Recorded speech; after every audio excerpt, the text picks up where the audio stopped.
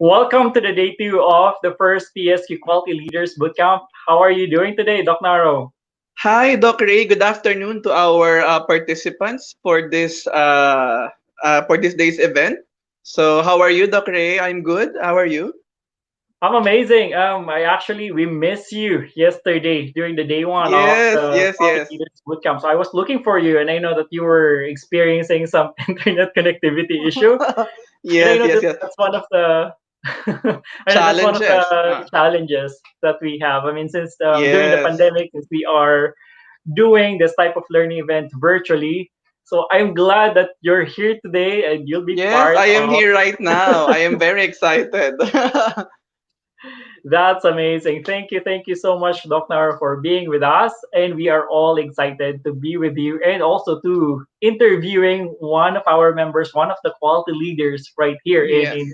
Philippines. But let me start today's episode or today's, shall I say, the day two of the first PS Quality Leaders Bootcamp, Dr. with this specific quote. This one is I believe this is very close to my heart because I've been seeing this quote for quite some time, and this is really true. The quote states that if you keep on doing what you've always done, you will keep getting what you've always gotten. Mm-hmm. Do Very, you believe very. that, Yes, Doc I Naro? believe so. I believe so. So I believe that if you have been constantly improving, so if you have been constantly innovating, so what you will get is, of course, innovation and improvement, and eventually success. So that's my take on the quotation. How about you, Doc Ray? Yeah, thank you for sharing that, Doc Naro. I can always remember this specific quote. I believe that's a sibling of this quote that if you keep on I think it's called sanity that if you keep on doing things over and over again and you're expecting the same results, and I believe this is similar to this quote. So if you want a different result, then you need to think something different. You need to do something different. And this is one of the ways that I believe this is one of the ways wherein we are demonstrating the essence of that quote. This type of learning event, we're doing it in the StreamYard and then we're streaming it via our YouTube channel as well as our Facebook page for us Yes. to get the different result. Unlike doing it in a regular Zoom platform. I know a lot of people have been familiar with Zoom, but we want to introduce another way of looking at learning events these days, especially holding or facilitating webinars. So this is what we're doing right now. Yes, this is actually an innovation to a kind of webinar that we have experienced in the past. So I think this type of webinar can reach more people, if I may say. So it can reach more audience. It can reach more people in such a way that this could be published in a social media platform like YouTube and Facebook.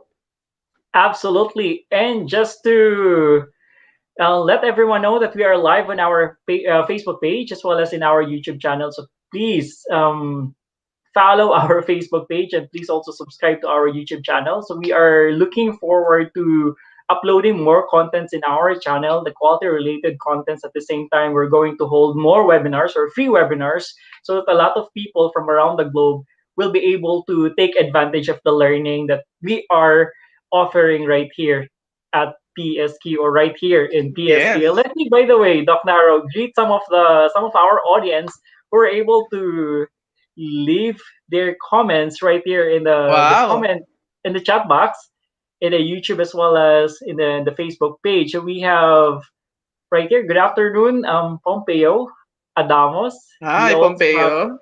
Pompeo, right? Pompeo. Um, Edsel, hello everyone. I can Hello, also Edsel see your name. Peña. Oh wow, that's great. Looks like familiar names to you, Doc Naro. We also Yes. have Donabel. Oh, Aini, thank you so much for tuning in, Aini. Oh, our VP for certification is here. That's Hello, true. Miss Aini. And we also have oh, Jiland has tuned in. He will be one of our speakers. So Hi, tune in Jaland. today. Thank you so much for tuning in. We also have Leilani Santos. And there's a lot more. Oh, this one is very nice from Cherry Lou. The definition of insanity is doing the same thing over and over again, but expecting different results. That's great. Thank you. Thank you so much for sharing that. And I know the Oh, quote we shared very nice, Cherry Lou. earlier is really aligned to that specific quote. So thank you. Thank you Yes, so I much agree. for sharing that. Oh, we also have GG Oh, or Jen our VP for Garcia. administration is also here. Oh, thank you for supporting, JG. Thank you so much, everyone, for tuning in. There's a lot of comments that I can see in here, but I believe we are now ready to introduce our speaker for today. But let's have a very quick commercial, PSQ commercial, before we introduce our speaker for today, Doc Naro. Okay, okay.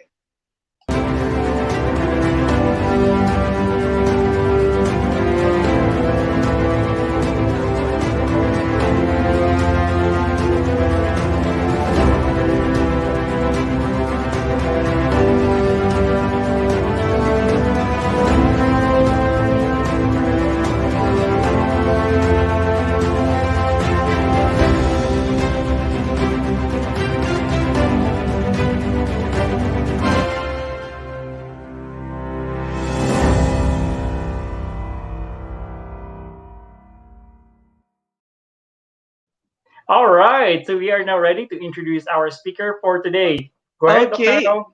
okay. It is my honor to introduce to you our speaker for today. So allow me to read some accolades. So our speaker is a continuous improvement champion, design thinking innovator, quality advocate, Lean Six Sigma facilitator, digital and agile transformation, professional search engine analytics and social media strategist, a thought leader. So he has over 15 years of experience in the field of information technology. So he is a progressive business leader with a breadth of expertise ranging from disruptive information technology, business process outsourcing, shared services strategy, fintech, consulting, and he is also a champion of operational excellence, influencing culture change, creating cohesive team relationships. So it is my honor to introduce to you all the way from Iloilo our speaker for Wow. today, Mark Lutz Suarnaba. Hi, Lutz. Hi, Lutz. Hello, good afternoon, everyone. Good afternoon, Doc Ray, Doc Naro, and our PSQ Nation and our global viewers. Good afternoon. I think with the introduction that I just mentioned, most of the audience became very excited. Well, excited naman ako na it's an honor to be here as well to discuss about Yes. anything related about quality. Okay. So, Lutz, what keeps you busy during this pandemic? Well, pandemic has been quite a challenging for everyone naman. No? So I've been doing some upskilling since last year through online learning, yung mga workshops and webinars. So I also recently got my certification in Green Belt last year, and then I also Wow. had some with the certification for the project management. And then I also challenged myself to join the assessor pool for the PSQ, which was held last January, headed by our own Ma'am Angie. So aside from those upskilling, I'm also been busy, trying to be doing things routinely. Twice a week ng physical training, body weight, and then doing some Brazilian Jiu-Jitsu. So, Wow. and also, just to keep things balanced, once in every other month, may meron tayong tinatawag na mental health activities, like you do some meditation, out of town drive, or Mhm. just hitting the beach, just trying to be a normal individual.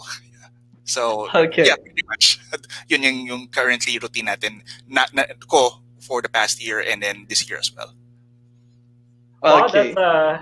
it's great, right, Doc Darrow, hearing it from Lutz that he's been doing a lot of things actually, especially from upskilling perspective. I've heard that you underwent the Lean Six Sigma certification program for the Green Belt, and I also heard from you that you also did the PQA or the Philippine Quality Award Assessors Preparatory course, right? Yes, And yes, I we did. believe that's a in immersing yourself to upskilling during the downtime or during the pandemic situation is one of the great things that you can do, and that's one of the greatest gifts that you can give to yourself. And I was also curious when I heard you saying that you are also active in jiu-jitsu, right? Oo. And I've seen that a lot of videos, I mean, from you in Instagram as well as in Facebook. And I love seeing that you are so active. At the same time, I'm just curious in terms of what is that specific discipline or maybe habit or value that you're getting from doing a lot of jiu-jitsu exercises. Well, actually, yung if before I also been doing some the old school type of weightlifting and other, just mga jogging and on. But eventually, as you age, you're trying to challenge yourself, things na hindi siya monotonous, in a sense na you keep doing that. So ako kasi it gives me challenge doing jiu-jitsu, because if I'm going to translate that in a much more visual way, it's like a human chess. So it allows me to think critical on ways how I could be able to properly pass the legs, submit and pin. The basic concept of what any other martial arts could be able to offer. So yun. That's amazing. That's amazing, Nudes. And you're working now at Extend Ops, right? And that's part of the IT BPM, BPO industry, right, Lutz? Can you tell us about what the company is about and what are the services or maybe products that you're offering, or maybe services most? So yeah, Extenops, it's a startup company. It's business process outsourcing. So technically, yung mga services namin, it's cloud-based technology. So we also have our own world-class managed workforce solution. And then yung offshoring nito is we are adapted to the industry 4.0 Mm-hmm. through using our own innovative digital solutions. So aside from that, I understand na yung previous natin na method or thinking about doing things was about the waterfall. But in this scenario right now, we are also doing an agile approach to match our ever changing clients' needs, and try to customize as well the outsourcing strategy. And then yung focus is not just about supporting the business, but to improve operational excellence and expand the bottom line of our clients. Okay, so that was very nice, Luz. So, with the current situation right now, so are you juggling from office or to home, or you are working from home? So, how was it? How do you ensure that you have an eye or you monitor the operations in your company? So yung current setup namin, just to making sure that we are aligned with our LGU's, mga policies right now that's being rolled out. We are doing a 2 weeks rotation. 2 weeks work from home, and then 2 weeks return to office. However, even if we return to office, we are still deploying around 50% capacity ng headcount namin sa workforce. So although the challenging but with proper implementation of what needs to be done during shift hours should be set accordingly, probably with our family members, just to ensure that we can get our work done. So yun yung challenges kung nasa work from home kay. So at least we have a minimal distraction. Like for me, I already introduced them how we could be able to make use of our hand cues, signals about, just minimizing the voice during our meetings, minimizing the volume of the TV, the music that's, and then basically we also have an agreed communication if there's an urgent family matter. And technically this is as part of our business continuity plan. Our communication channels have been established prior to rolling out the work from home setup, no.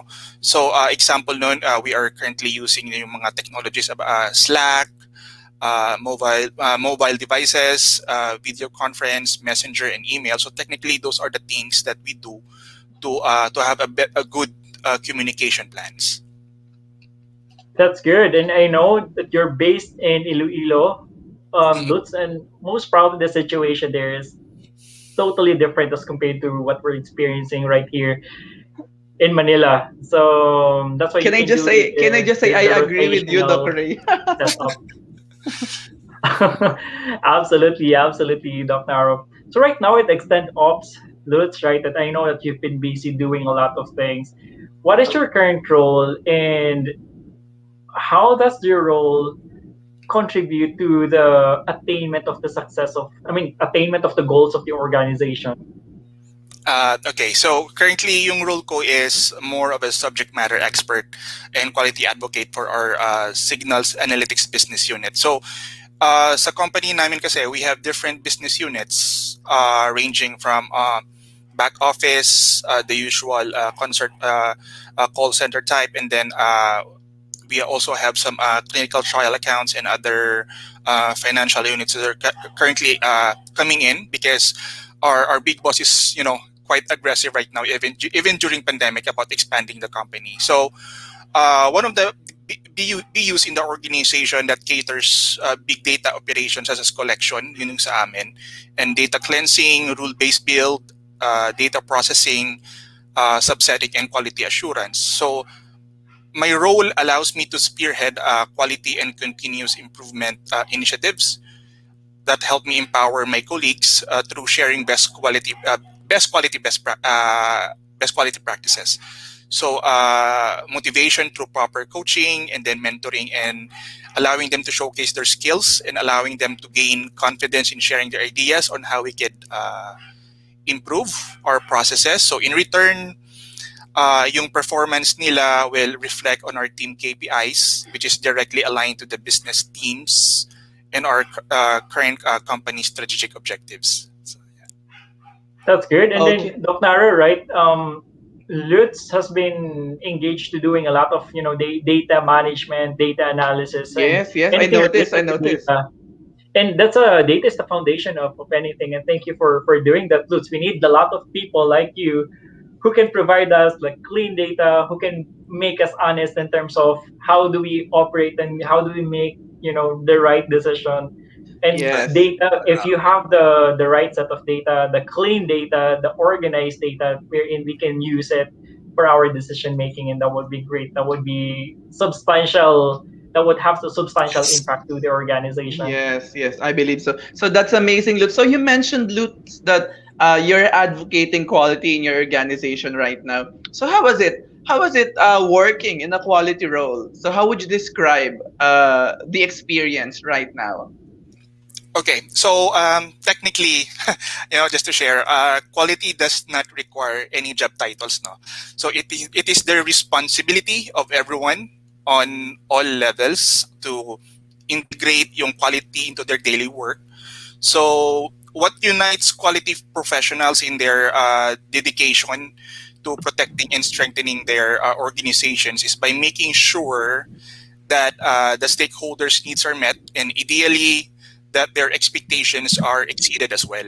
So with this concept, you get to learn a huge amount about what works and what does not. And the important thing is to be open-minded and to be prepared to learn even from failure. So for me, being a quality advocate is already a challenging role. So preaching to a hard to please crowd is, so to speak. Although one thing we understand about humans is they're creatures of habit. So they just need someone to give them confidence to step out of their comfort zone and then show them the benefits and be there for them every step of the way. So yun, at least you could be able to share your best practices to everyone regardless of their job title. It may be in operations up to their senior leadership.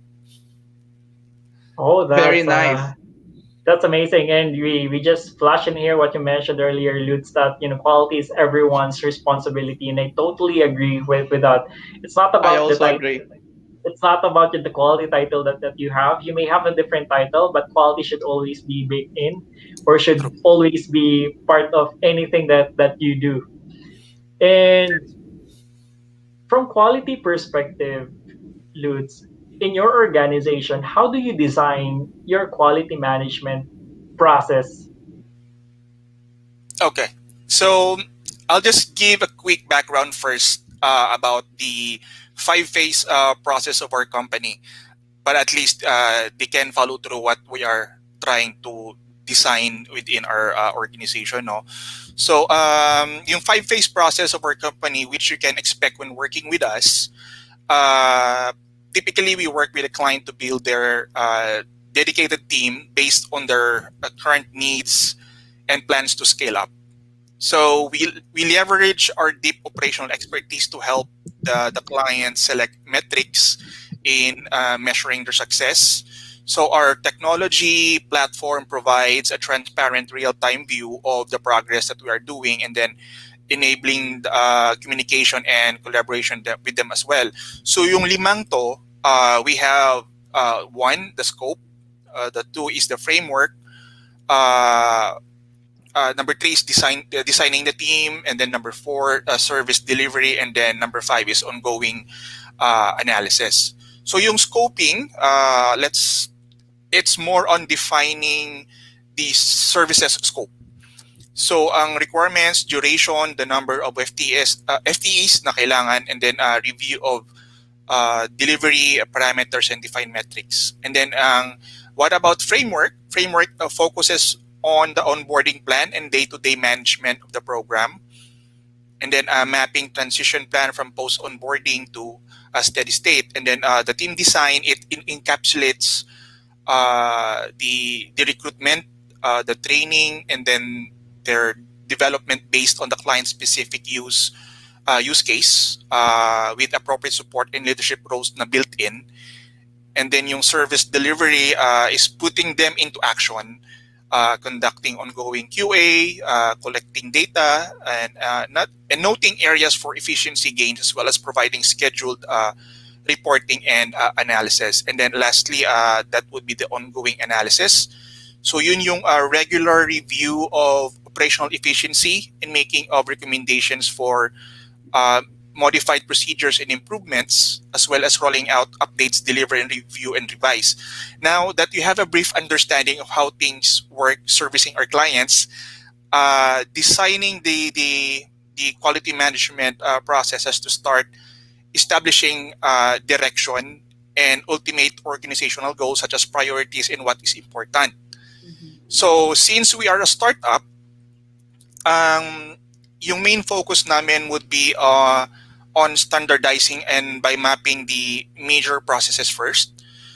And then this requires understanding how operational activities fit together to achieve a desired outcome. So we start by mapping out our major overarching processes with their inputs, yung activities, yung mga outputs, and then creating a useful formal description of flow of how the organization works is a firm requirement for the RMS. And then with that said, if process definitions already exist, we review them closely for accuracy. And then the starting point should be how processes actually work and not how they should work. And then improvement comes later, but only if the organization is dealing with reality. The third part is defining the roles and responsibilities in the quality management system now. So now that the processes are defined, as well as the desired outcomes, yung people within the organization have to take responsibility for ensuring a desired results that actually happen. So we're also talking about our process owners that are given responsibility for their processes. And then technically, they create objectives and metrics that align with our clients. So yung organizational goals and priorities are put into place. The needed resources like people, equipment, knowledge, and budget. And then, just like Pokayok, they need to signal if the organization doesn't have the necessary resources to execute the process to meet the stated objectives. So this also means ensuring that our people have the needed skills, education or training necessary to properly execute their roles. taking steps to close identified gaps um, uh, through a continuing education and training. So the commitment there is to have the ongoing training, which is critical to all organizations naman, no, that want to evolve into something more better than just the word success. So and then yung last part ng designing namin dyan would be regular review and improvement of the system. So now that we have the overall direction, so earlier I mentioned about having a defined process and then responsible process owners. The next question is, how is it working? Are the process objectives being achieved? Is the organization reaching or at least moving towards its goal? If not, what needs to be changed? A reflective evaluation is required in this phase. So, and then concrete steps are taken to improve. If objectives are always easily reached or seem unreachable, kasi yun yung na talaga yung mga challenges in real situation ng mga organizations eh. So then a review of the objectives is needed. In fact, there should be a regular review of the organizational goals and priorities if they truly reflect the desire and abilities of the organization. So while we're at it, while every organization should create a unique QMS specifically for their needs, these are the critical steps, I believe, that just about any company that needs to work through to put an effective QMS in place. So then it becomes a reiterative process of improving the QMS that in turns provide value by continually improving our in any organization for us. You know, so Wow, Okay. that's pretty That comprehensive that's very answer. comprehensive. Yes, yes, That's that's very the word, comprehensive. and by the way, Doc Nara, right? Because Lutz is part of the startup company or startup firm. It only means that when I look at startup companies, they are so agile as compared to the large organization. So what I can see in here that when Lutz was trying to put a picture in terms of how they're designing it, how they're doing it from end to end, from planning or from defining it, and then doing the monitoring of the results or evaluation, and there must be feedback somewhere. I can see that there's agility somewhere in there that they can do it like this. That's an iterative process, and they're doing it over and over again, and they're making it like a routine in the organization. And if there's something that they need to fix, if there's something they need to change, then they change it as soon as possible. I think that's what I true. can. That's what I can see right there. And I mean, from startup companies, which is a great thing. It's a great thing as well to hear that startup companies are immersing themselves to this type of some sort of flexible process, comprehensive at the same time flexible process. So, Doc Narrow. Okay, so my take for what Lutz have just mentioned are three words, I think. So I heard commitment, I heard leadership, I heard success also. So I think those can be linked. Those words can be linked with one another. And as quality leaders, of course, we have our own style in implementation or influencing other members of the organization. So my style personally is collaborative. Okay. So for you, Lutz, what is your style in implementing quality processes? Okay, so before we go through the leadership style in quality implementation, for everyone's benefit, know that quality management cannot survive without applying decentralization concepts in organizations. So there are different leadership styles which can enhance application of uh, decentralization in organizations. So leadership is one of the soft metrics, and it had been uh, considered as one of the enablers. Although we are not going through each of these leadership styles now, but rather focus on the most effective and influential. Topic about leadership styles deserves its own, technically deserves its own workshop as it contains elaborate subtopics under it. But there's a quick run through. Quality management system aims to fulfill customers' needs to achieve a long-term organizational success, and it suffers from several implementation challenges. So leadership is one of those important challenges as the QMS aims to create a social system free from fear or conflict by increasing trust, collaboration, and learning. With all these quality focus, you need a leadership style that helps your employees get on board with your company's quest to do its best. So, and it's not one size fits all approach. Before you could lead your quality initiatives, you have to measure first the readiness of your organization, so you may apply which leadership style is appropriate. So in my case, I mix both transformational and those of transactional leadership style.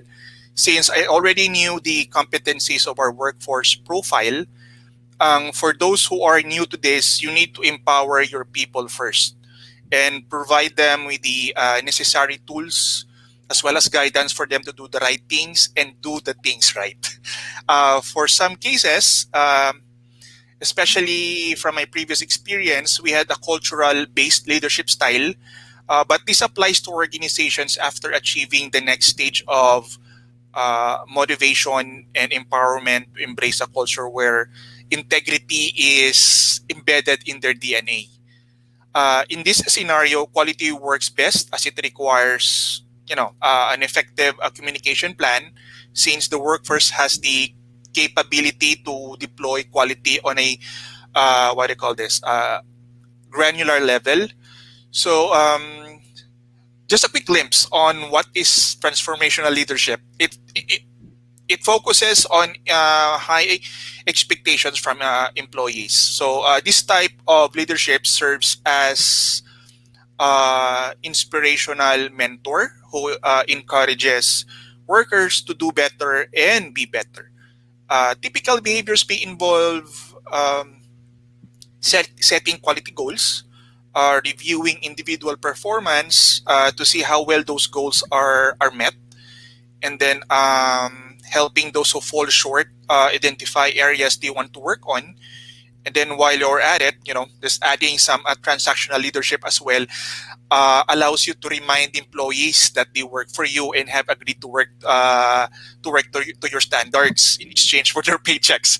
But this hard-headed approach can balance some of the more philosophical communications you may issue as a transformational leader. So people may ask, how does leadership affect quality control? Just a quick thought: employees may resent having their work constantly checked and possibly corrected. The quality management approach requires persistent striving for improvement, and this characteristic can make a manager overly critical. So at such times, it is helpful to return to the tenets of the transformational style and focus on positive reinforcement and encouragement rather than nitpicking. It may be human to focus on what's going wrong, but it's more effective to focus on what's going right. Diba? So make reflection and self-evaluation part of your leadership style, so that you don't fall back on old habits that ran contrary to the quality management method. So boosting productivity and with quality through this approach, I believe, makes approach focus on making the best products possible, where you can lose sight of the need to make as many products as possible. So your leadership style must not only encourage employees to do their best work, it also helps employees learn how to be more efficient. The leadership style for quality management approach should emphasize that doing things right is more productive than doing things over. So yeah. Wow, that's a lot of like nuggets that I can get from there, especially from leadership perspective. That we've been hearing leadership for quite some time in all of the conferences. Leadership has always been there because that's one of the key areas that all organizations need to focus more on for them to become successful and for have that sustainable long term success. So Thank you. It's really refreshing, really hearing. I mean, a lot of things from leadership perspective, and I've heard earlier the transactional type of leadership, the transformational leadership, and from leadership perspective, I can always remember the situational leadership wherein right that's also one type of leadership wherein you transition right from one style or one type to another depending on the situation, and sometimes you go to transformational, sometimes you go to maybe there are different types of leadership styles out there. And I know you've been demonstrating that, Lutz, for quite some time. I've been seeing it a lot. I mean, from your post. I'm just curious, Lutz, in terms of your accomplishment from your professional life, what is that like greatest accomplishment that you can share to all of us that you may in your professional life that you believe that you are so proud of? Okay. So okay. So regardless of the approach, the model, and the complexity of the quality implementation that you deploy, the most satisfying accomplishment you'll experience is the buy-in and support that you get from all levels of your organization. That's personally that's for me. I have a different definition of accomplishment, or even the word success. If it's the small things that matter, may it be small or large projects. A well implemented communication plan is a great way to help everyone in the company to visualize how leadership is able to provide support, and then necessary empowerment to its people in order for them to execute the plan in the most what do you call this, a consumable way. So let's use my past projects as an example. It was successful not because it was completed, no, but rather because it was communicated clearly and sustained continuously. So the change for that improvement initiative has to be embraced out of our comfort zone, and reverting us from going back to the old process. So that's the accomplishment for me. Just getting everyone's buy-in, getting everyone's support. It's easy to work with everyone, lalo na kasundo mo, that you were able to establish rapport and a great relationship. So yeah. Wow, that's amazing. Thank you for sharing that, Lutz. And I know getting buy-in from everyone, that's one of the most challenging tasks, or Yes. that's a huge Yes, task yes, to I take. believe so. True. I also agree with you that just getting the buy-in, maybe say for instance from some people in the organization, that's a huge win. I can see by the way right here, Doc Naro, we have some questions. We have I think Coming more in, than 50 okay. questions, but we will be raising those questions later, right after our interview. But definitely we will go Okay. back to those questions. So please feel free to jot down, share your questions, also share your insights regarding our discussion for today. This is very interesting. Go ahead, Naro. Okay. Okay. So, Lutz, you mentioned all the successful projects that you have conducted in your organization. So, let us now go to a little should I say negative part. So of course not all projects are successful, no. So in those for example failed subjects, if you have, so can you share some of your learnings with those projects? Okay. So for me, since it's quite significant and memorable, dalawa. So that would be the communication, and then relationship building. So first off, I can't even begin to describe how much people sabotage themselves in communication by not asking for the things they want. So we tend to avoid expressing our own needs or wants, or fail to express them clearly. So instead, we hope that someone will simply address our needs and wants the way we want. So this is a terrible strategy, if you ask me. So if you want something clarified, especially if you are deploying execution plans, ask for it clearly. That's what confident and effective people do. Okay, and second, if you want people to work with you, they need they need to trust you first. So you have to be able to offer something of value and expect nothing in return. So you have to invest in relationships, and keep in mind that each person and each relationship is different. By by building strong relationships, you'll find it much easier to work with others to accomplish the goals or objectives of the project, even when timelines are short. And then get help when you have you need it, such as data reports, to make decisions, or asking someone to pitch in, resolve a problem or on a project. Getting resources for your projects by showing how the project will enable a particular department or business units to meet their own goals or address challenges. So, in short, by building strong relationships, you find it easier to get things done through others. So, yeah, for me, those are the best two learnings in all in any other field projects that I encountered before.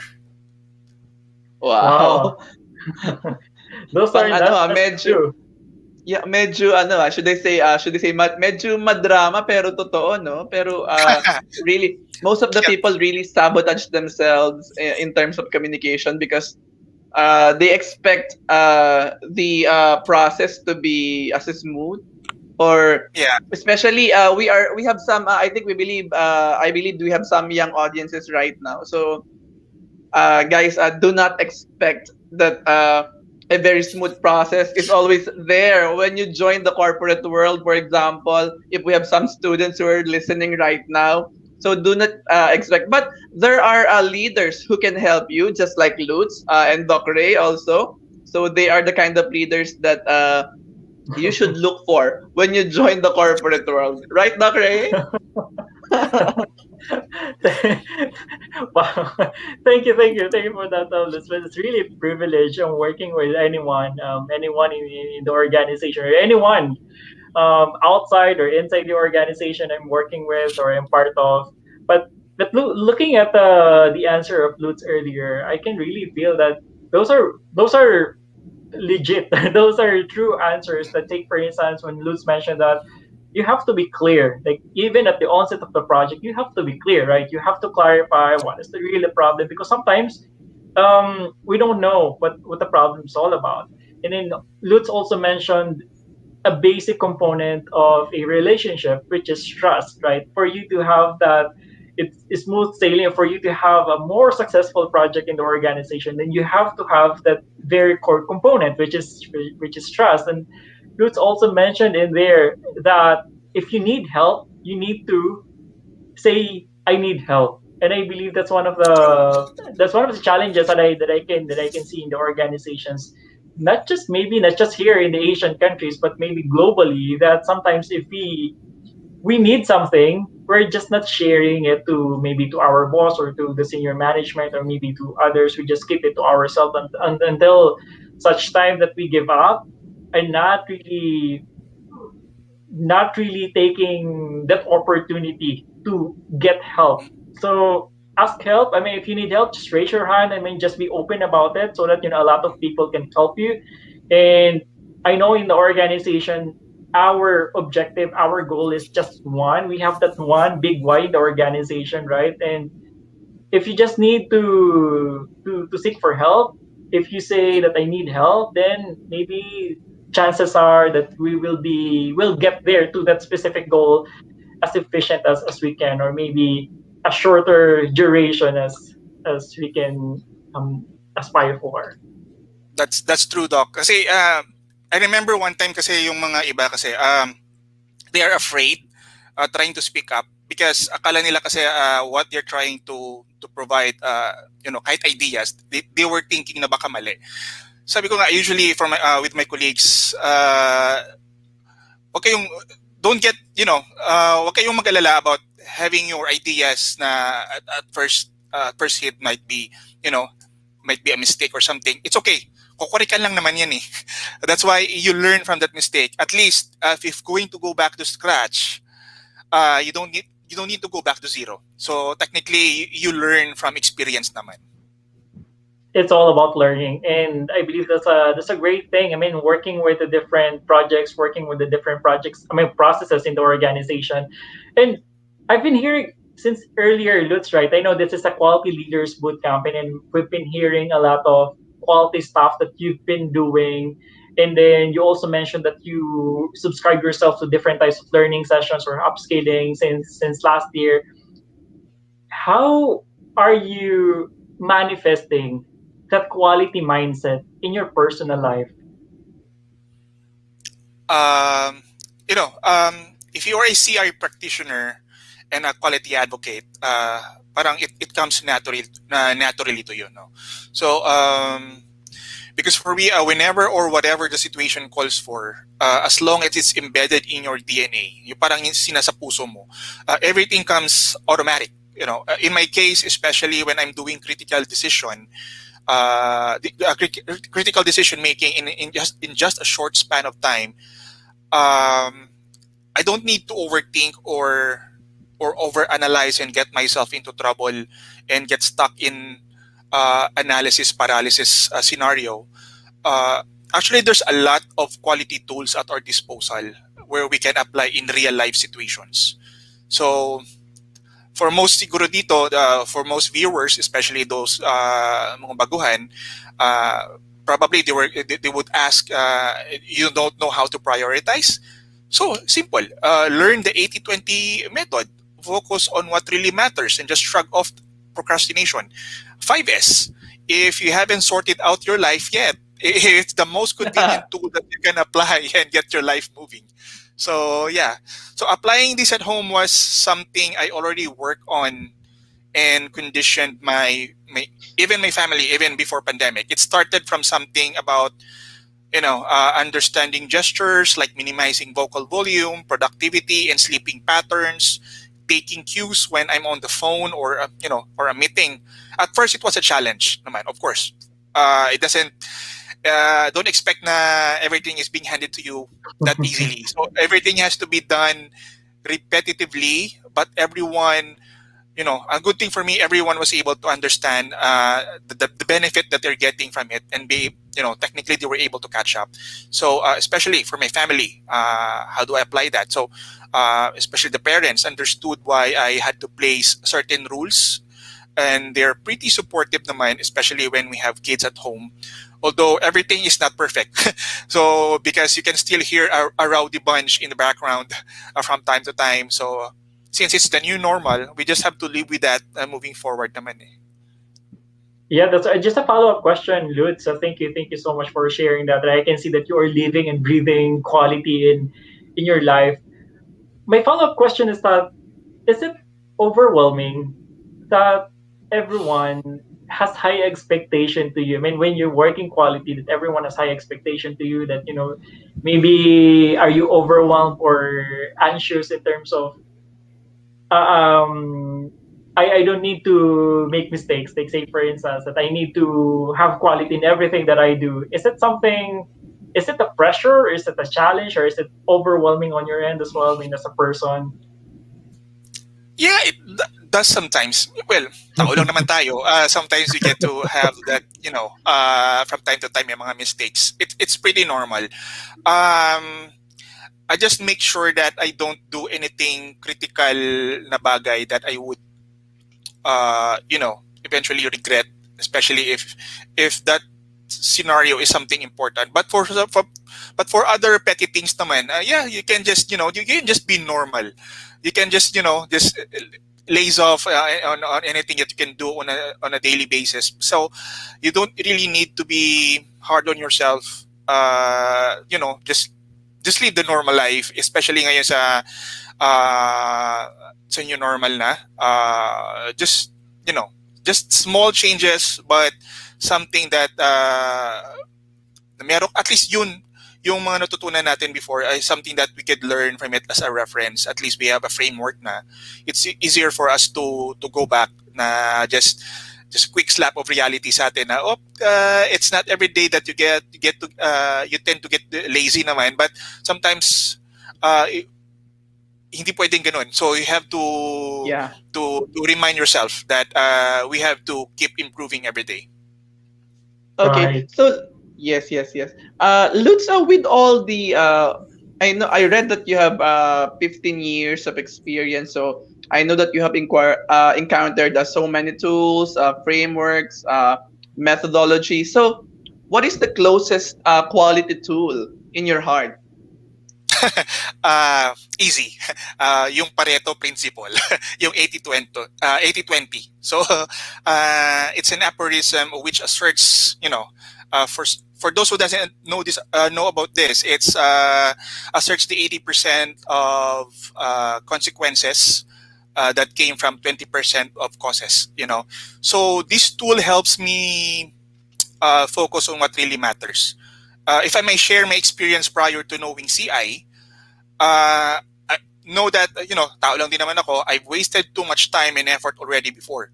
So, like, typically like too much. So it'll come to a point of your life where you get to understand the value of time. And then for me, it's more valuable than any money or material things. So this is where you get to understand the work-life balance as well. If you know how to prioritize your daily routine, you'll notice that you don't need to sweat the small stuff and just focus on what needs to be done at this point forward. Just think holistically. So most people would normally ask, how do I do that? So, focus on the real root cause. Quickly analyze, be technical, don't contradict yourself with what ifs, especially if it's not justifiable or, yung ibang bagay na irrational. Be decisive. And then at the end of the day, you have to be able to look at yourself in the mirror and have the courage to make those decisions. Then basically you just have to live with them. Besides, you don't need to worry about living the consequences of your decision, because at the very start, you already knew that 20% causes. By solving those, you get to shrug off 80% of your worries. So, yun yung pinakamalapit sa puso ko. Wow. Wow. And Very I think nice. that's very powerful, that 80-20 principle, the Pareto principle, right? It's really more on focusing on the vital few. And it creates a lot of focus on your end, especially if you are a very competitive person, if you're a smart person, if you're an intelligent person, you really want to do a lot of things. You really want to accomplish a lot of things. But at the end of the day, you're actually not accomplishing things with high quality, right? Because you're focusing with a lot of things. And when you focus in a lot of things, you actually don't have any focus at all. And I believe that's the beauty of the Pareto principles. You just need to focus on the vital few that will give you that substantial impact. So thank you for reminding us that, Lutz. And this is the last question that we will be asking you. That's because I can see in here that our conversation is actually very interesting. That I can see an overwhelming questions from our audience. So this is the last question from us, from Dr. Ronai. What is the Yes, advice that yes. you can give to the neophyte, or maybe to those people or to those students who just graduated in college who want to pursue a quality career? Okay, so yung secret sauce, nothing special, just be humble. Confidence comes from the heart when you are technically passionate about it. I understand that every newly graduate wants to be 100% prepared when you walk through the door. In any other industry settings, I'm sharing the same sentiments naman, because it can also be a stressful experience. Even kahit na ganito, even in this status, I still feel the stress. I still feel the tension. It's pretty normal. You don't need to have to go over it na kalan mong get things messed up. So just to give you some breather during these trying times, somebody has to start from scratch, right? So especially if you're a new fight, you can expect to be a team lead or manager on the first hit. So not everyone is created equal, and basically all you need to do is to build the basic competencies for you to be successful in the first level. So learn the ropes. Find a mentor. Don't afraid to ask. What else? Always keep your, ito yung pinaka-importante para sa akin, always keep your integrity intact. And then establish rapport with colleagues and enjoy basically the journey.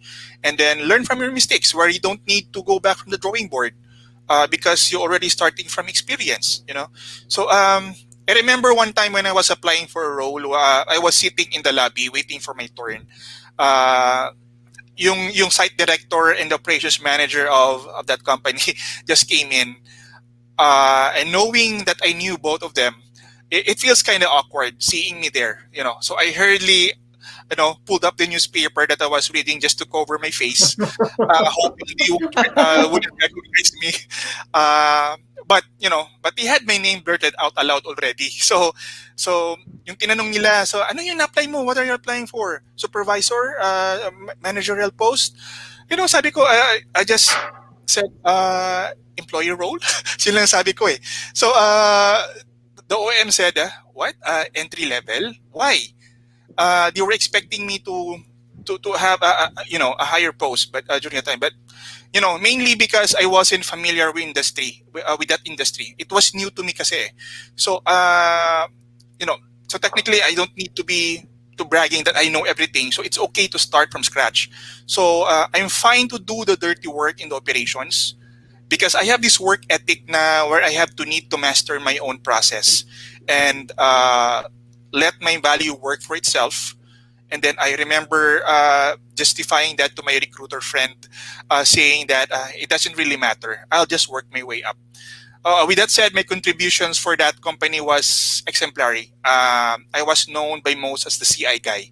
So speaking about CI, my first encounter with it was also significant because I remember that my manager reached out to me having this Lean Six Sigma program that they deployed.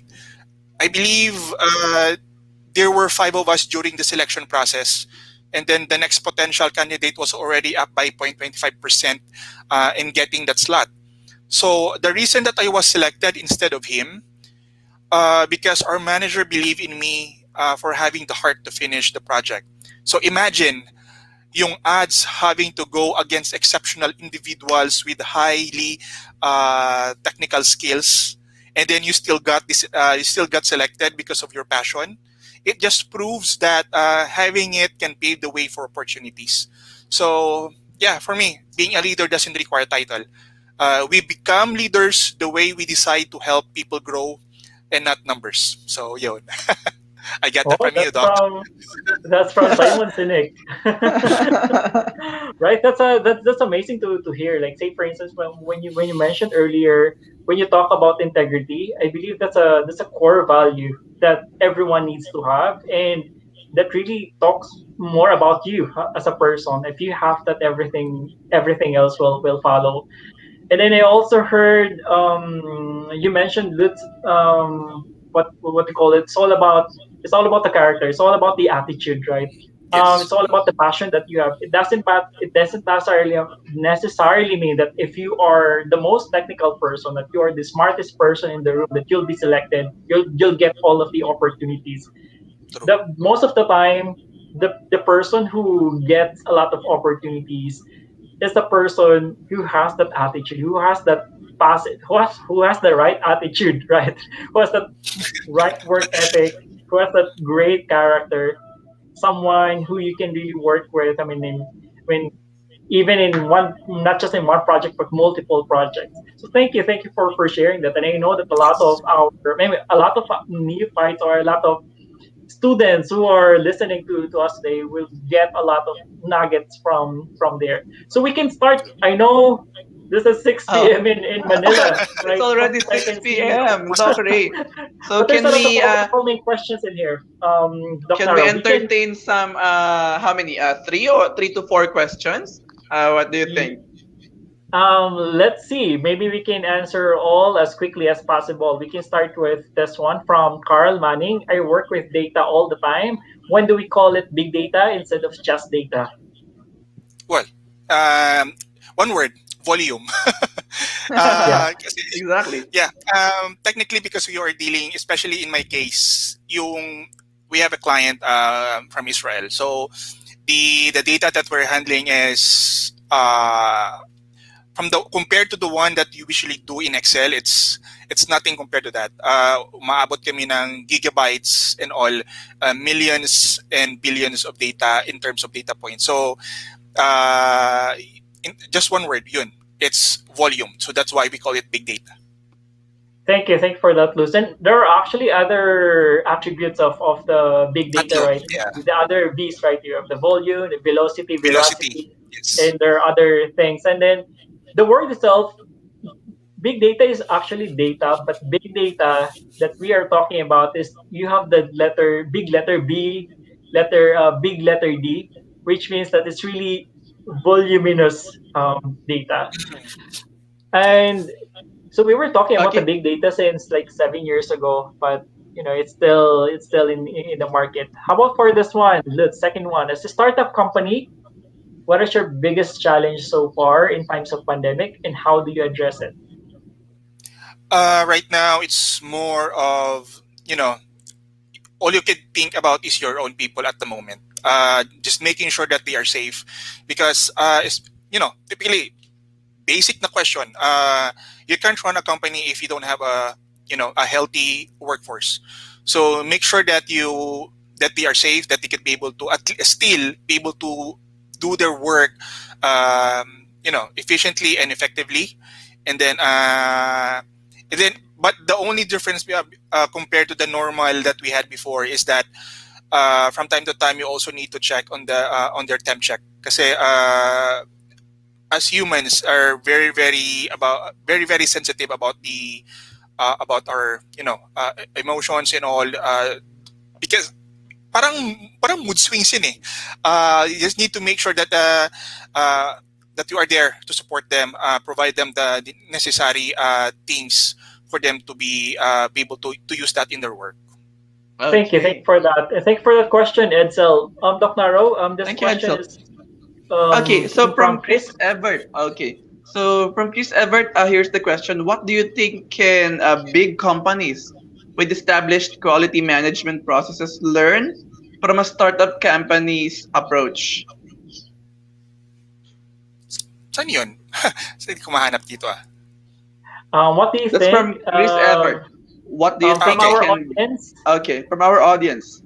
what do you What do think you a think? big company with established quality management processes learn from a startup company's approach? From a startup company, like your Yeah, company. from yes, from Extend Okay. Ops. Uh, More agile and more flexible, because sometimes Yeah. yeah, kasi yung mga medyo established na, there are some roadblocks in between there, dun sa in between ng mga pain points, or let's say mga toll gates nila.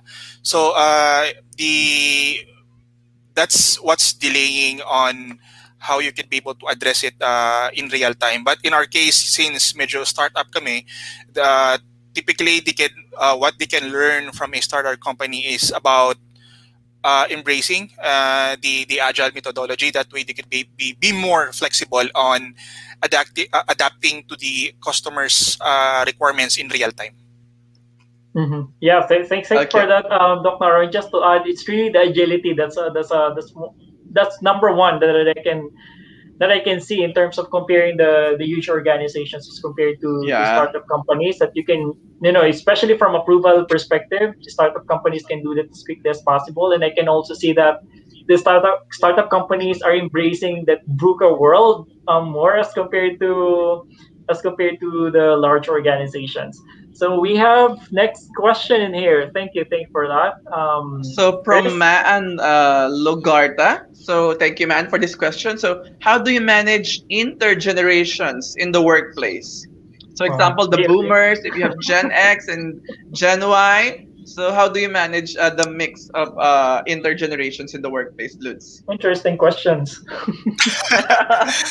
Well, kasi Maybe we can also give our thoughts, Doc Ray, after Lutz, no? yeah. Yeah. Well, actually, yung every generation has their own attributes, which you can easily pinpoint. But for some na nagsastart, you can easily Google that. That way, you have a reference on yung mga basic attributes ng personality ng isang millennial, the Gen X, the baby boomer. So typically, from there, that's your basis how you can learn each of those generation. That way, you can easily adapt the way you approach them. Kasi yung iba, especially if you're dealing with baby boomers, expect that medyo may mga pushback or something like that, kasi they have a different way of what's the proper term, Maybe the uh, yeah, parang yung mga comprehension or something like that is different from what the definition that we have learned from this moment compared to their time.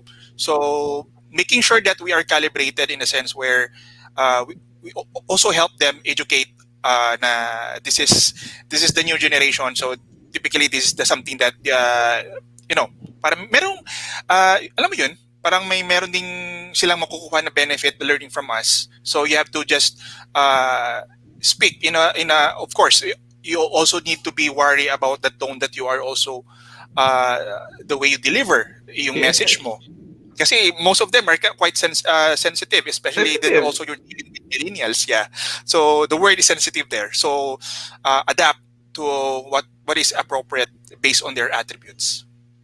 Yeah, and then Okay. actually I was able to share this in one of the conferences. I was able to share like the general characteristics of different types of generations. But then again, I was also thinking that it's like more on stereotyping people and operationalizing the concept is that if you have a team, then I need to ensure that I know the person well. I mean, whether the person is a baby boomer or part of the baby boomer or Gen X or Gen Y, and because sometimes it's not true, right? Sometimes it's not accurate that what we can say in there, like, generalizing people, putting people in boxes, but making it as personal as possible. If you have a team, if you want to manage them, then if you can list down like all of your team members and maybe list down something in there, their attributes or characteristics, how do they want to be managed, how do they want to be led, how do they want to be motivated.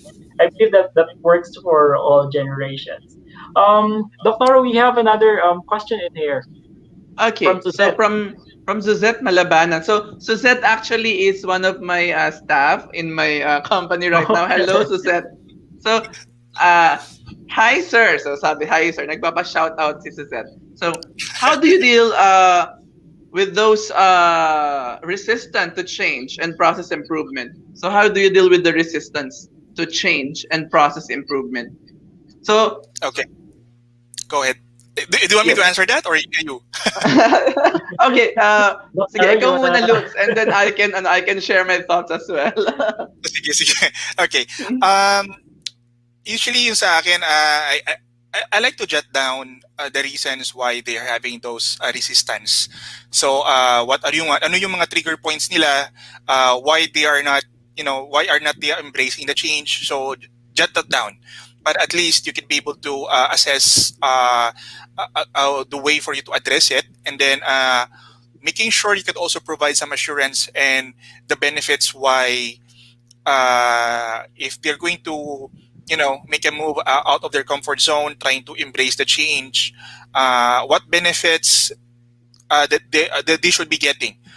Kasi ako, in real talk, um, yung style ko dito, may sinasabi kita dito in Pinoy terms about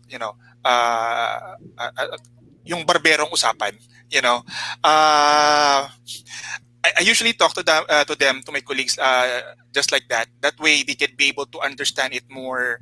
That has a substance. Na merong Filipino na reality na kasama doon. That way, you could be able to adjust yung mga may mga resistance. At least, they would understand yung point mo na without going through the hassle of being critical to each other. So yun. Thank you for that. Dr. Maybe Thank you you. want to share something about that.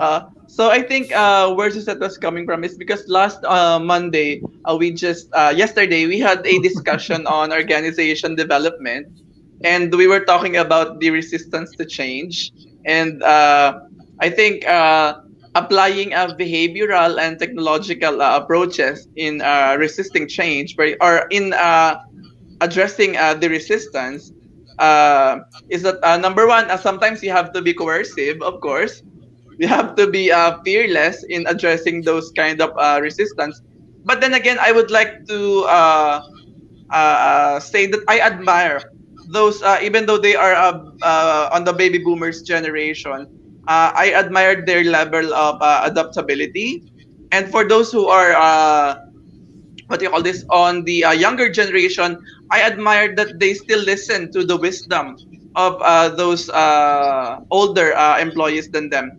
So I think this could be a form of collaborative effort, a collaborative approach in dealing with process improvement and change. But most importantly, the management, of course, should anticipate this kind of change, and they have to be ready on whatever form of resistance this may bring.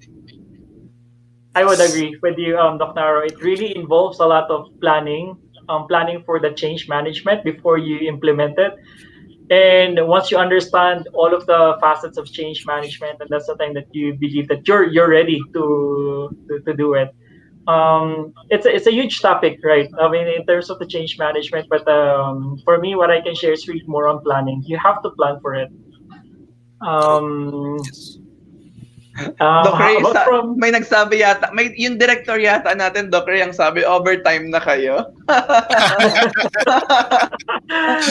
I'll just take advantage of Lutz right here. Maybe we can ask like last three questions. Very informative. A very interesting topic. From Grace Sosito, in our industry, we have a common thinking amongst agents that QA's only job is to find errors. How do you think we can correct this mindset?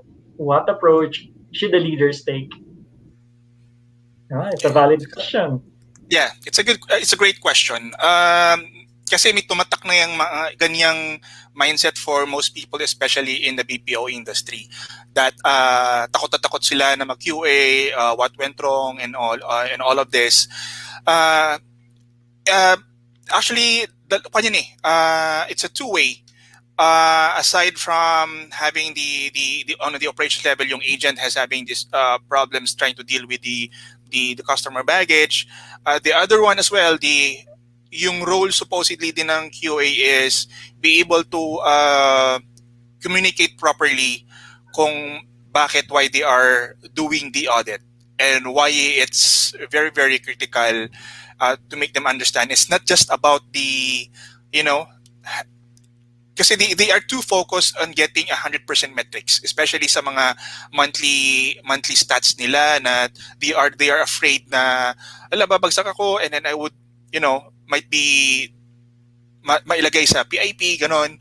So give them allow the QA first to settle a nice environment where they can be able to deliver kung ano yung mga what benefit that the QA can provide to that person. Kasi iniintindi doon why, for example, especially if you're dealing with the customer baggage, um, naririnig yan ng mga QA nyo na you shouldn't have uh, chosen this word kasi it's kind of sensitive sa mga taong that you are dealing with this one. That's why we have also a soft skills training.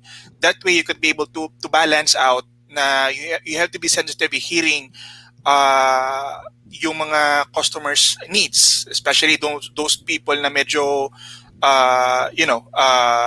very very sensitive sa mga nagnanangailangan ng mga customer service. So it's about balancing between those two, the QA and then as well as the agent that handling the baggage.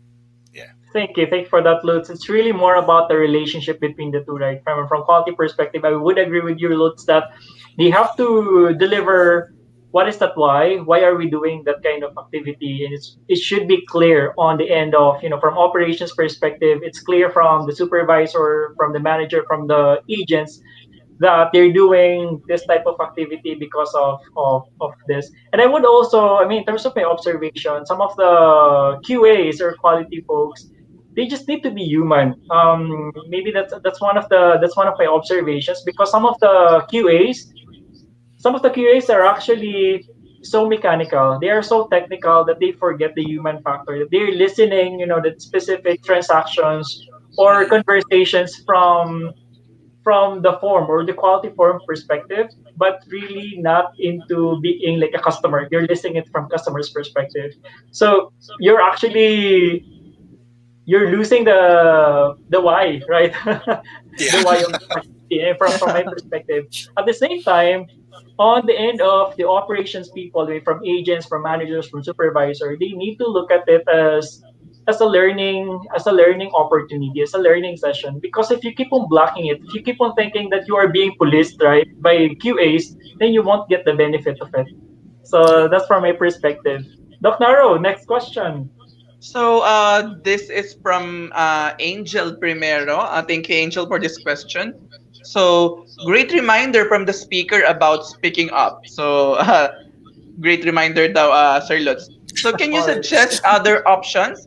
So according to her, can you suggest other options that we can explore when speaking up is being branded as being entitled in an organization? A good question. Well, kasi as earlier, also mentioned about, kasi not all the time you can just pick up your mind about, because sometimes you are dealing with person, especially if you were able to profile someone that you are already talking in, especially in the leadership role. uh, for some or for most, medyo they are intimidated and they are already afraid of trying to speak up. Yung style ko dati before is kind of different. So, it's kind of, during the time kasi medyo time consuming siyang part na style. Kasi I had to profile who I'm dealing with, and then I have to find some ways, ano yung mga areas na medyo gusto niya. That way you can be able to capitalize on it. In my case, parang, anong tamang term doon? Yung parang, I'm already conditioning them. That way, for example, I've been conditioning them for months.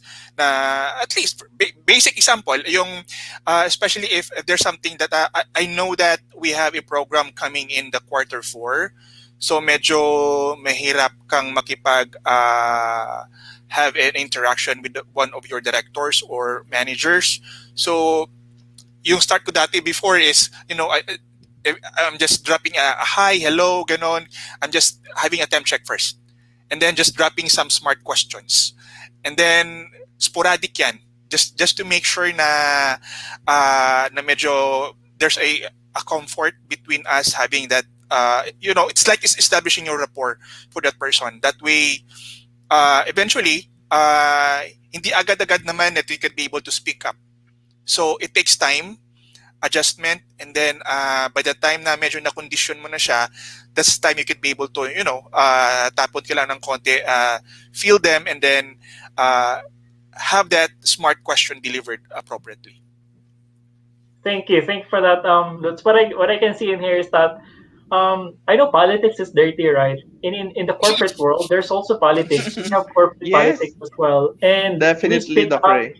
Sometimes we speak up because of different reasons or from different perspectives as well. But for me, if you want to be, you just need to become intentional in terms of if you want to speak up and why are you going to speak up about something. I believe you just need to be clear about that, and you just have to have that integrity in you, because sometimes you're just doing it for nothing, right? It's meaningless, but you just want to be visible, to become visible right here in the organization. I know it's part of the corporate politics, but you just need to have that integrity and just be intentional about your actions in the organization. So thank you so much for that, Lutz. And we have our last question from Muhammad from Malaysia. So using Pareto indeed will help to identify the problems, prioritize the category of the problems. Would you like to suggest which is the most suitable quality tool to solve the problem? Well, uh, it depends on what problem you are dealing with. So, just like I said before, typically this is not a one size fits all na tool. You have to deal with. You need to understand first what you are dealing with. That way you could be able to apply na. Kasi even though you have learned so many tools, it's like, for example, basic analogy. Uh, if you are trying to hammer a certain nail, are you going to use a ruler? The same thing if you're trying to do the screwdriver routine. Will you be using a certain a protractor or whatever? So typically you have to understand first the problem. The best thing there is trying to have a good comprehension of what you are dealing with. That way you can think smart on what a necessary tool that you can be able to apply on that scenario. I would agree. And you have to really define the problem first, because Yes. defining the problem is actually solving the problem, like 50% of the problem. And then you identify which is the most appropriate tool. And it really depends on the problem. So we have a lot of quality tools, maybe 100 plus, but you just have to Yes. be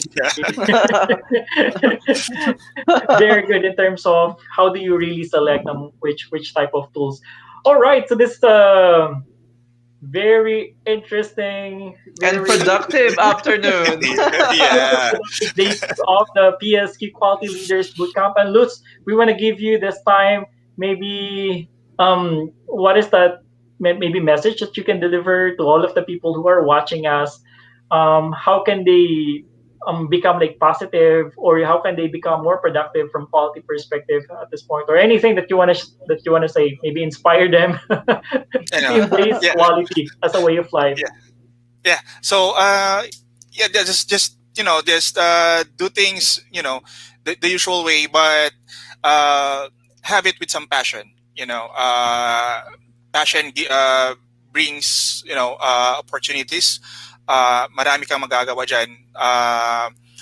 Kasi if you do things that you love, parang whatever you do, even if it's a complex or a project or even a simple one, it make things easier. It make lives easier for us.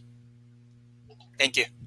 Wow, that's amazing. Thank you so much for that, Lutz. And by the way, for all of our participants, so while Doc Naro and I will deliver our very quick takeaways for today, I'll be flashing in here on the screen the QR code.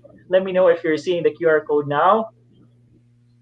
Is it showing on the screen or not? Can you see the QR code now, Doc Naro, Lutz, or I no? think you have to put down the video, Doc Ray, for them to see the QR code. Yeah, Uh, hmm. there. So it becomes like the okay, that's why. Okay, just one moment. Let me put it somewhere in here. Uh-huh.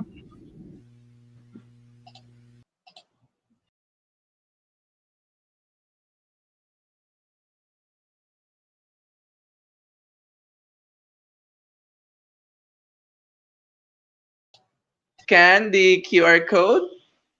So for you to be able to receive your certificates at the end of the week or at the end of this Quality Leaders Bootcamp, kindly scan the QR code. All right, so that's the QR code. But if you can't access the QR code, um you can go to the email that we sent out. So you will see in there the specific link where you can access that participants experience survey.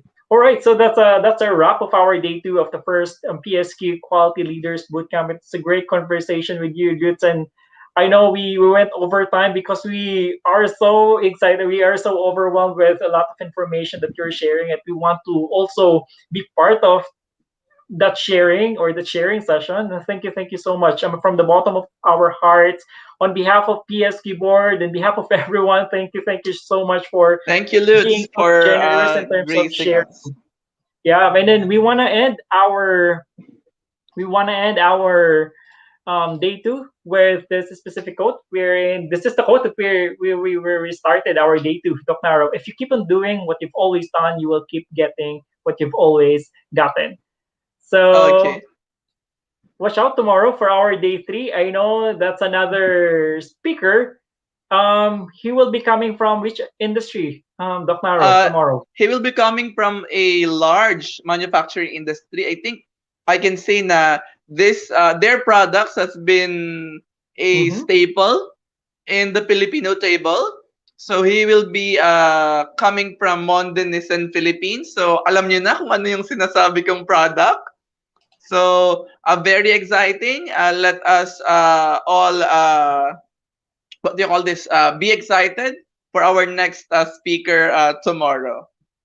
Thank you so much for that, Doc Naro. And to all of you who are watching now, so be part of PSQ. So you can go to our website or you can get in touch with our secretariat at secretariat@psq.org.ph and be a member of PSQ. So you can opt to be a corporate member or you can opt to be an individual member and be Individual part of member.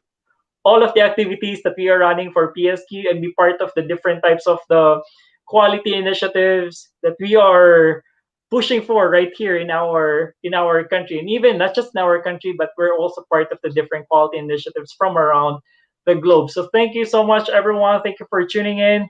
Have a great Tuesday. Have a Enjoy great the rest of Tuesday. your Bye day. bye.